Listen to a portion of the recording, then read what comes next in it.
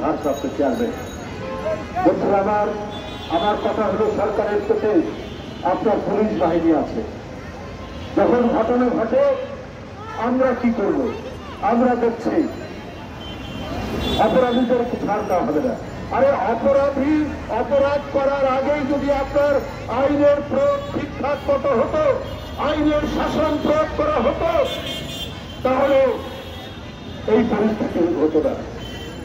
বন্ধুরা আমরা শুনি ডিসি অফিস, এসপি অফিস, মন্ত্রণালয়, বিভিন্ন জায়গায় নাকি ছাত্ররা গিয়ে, যারা বৈষম্য বিরোধী ছাত্র, তাদের প্রতি তো আমাদের কৃতজ্ঞতা রয়েছে,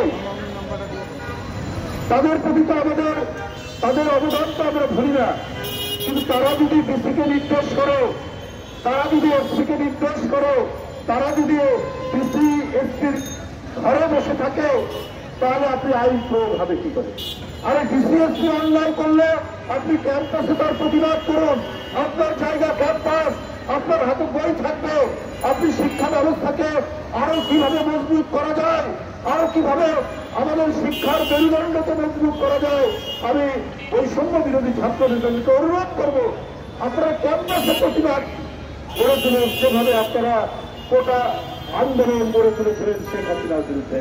আপনার কাজটা এসপির রুমে গিয়ে সেইখানে গিয়ে তাদেরকে তদারকি করা, আপনার কাজটা ডিসির রুমে গিয়ে তদারকি করা, আপনাদের কাজটা বিভিন্ন মন্ত্রণালয়ে গিয়ে সেইখানে তদারকি করা। তাহলে একটা কথা আছে না, বন্ধুরা বলল সুন্দর, এই শিশুরা মাতৃ করে। ছাত্রদের কাজ ক্যাম্পাসে, ছাত্রদের কাজ ক্লাসরুমে, ছাত্রদের কাজ লাইব্রেরিতে। আপনারা এক বিশাল আন্দোলনের মধ্য দিয়ে জমি কাঁপানো, ভূমি কাঁপানো, মৃত্তিকা কাঁপানো আন্দোলন আপনারা তৈরি করেছে। কিসের জন্য? এই দেশে মেধাবীদের মূল্যায়ন করা, এই দেশে যাতে উন্নত মানের শিক্ষা ব্যবস্থা তৈরি করা যায়, তার জন্য আপনাদের আরো আন্দোলন করে তুলতে হবে। এবং সমাজে যারা কাজ করবে না, সমাজে যারা দুর্নীতি করবে, সমাজে যারা নিষ্ক্রিয় হয়ে বলছে প্রশাসনের লোকরা, তাদের বিরুদ্ধে আপনারা কথা বলে প্রতিবাদ করুন। এইটাই যুগ যুগ ধরে বিশ্ববিদ্যালয় শিক্ষা প্রতিষ্ঠানে হয়ে এসেছে। তাহলে আপনি দেখবেন যে সমাজ থেকে ক্রিমিনাল, অপরাধী, ধর্ষক এবং চোর, ডাকাত, দস্যুতা অনেক কমে যাবে। যাই হোক, আমি আর বক্তব্য দীর্ঘায়িত করতে চাই না। আমরা আবার ওই সরকারের প্রতি বলতে চাই, যেটি আমাদের